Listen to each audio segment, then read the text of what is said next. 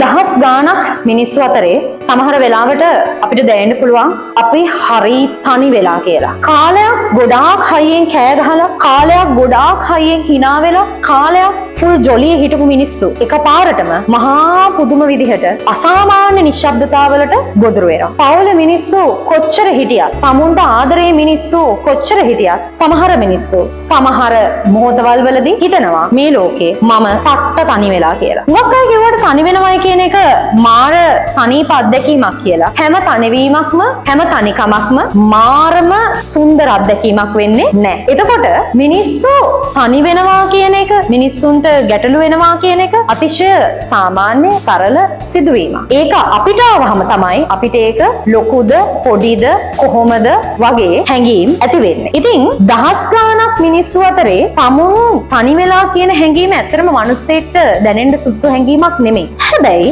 එහෙම දැනෙන්නත් බැරි කමකුත් නැහැ. අපි මිනිස්සු විදිහට එහෙම හැඟීමක් දැනෙන්න දෙන්නේ නැතුව අපි ළඟ ඉන්න එකව රැකගමු. බැරි වෙලාවත් ඔයාට දැනෙනවා නම් ඔයා මහා අසාමාන්‍ය තනිවීමකට ලක් වෙලා කියලා මට ඔයාලට කියන්න තියෙන්නේ තව එක දවසක් ඉවසන්න.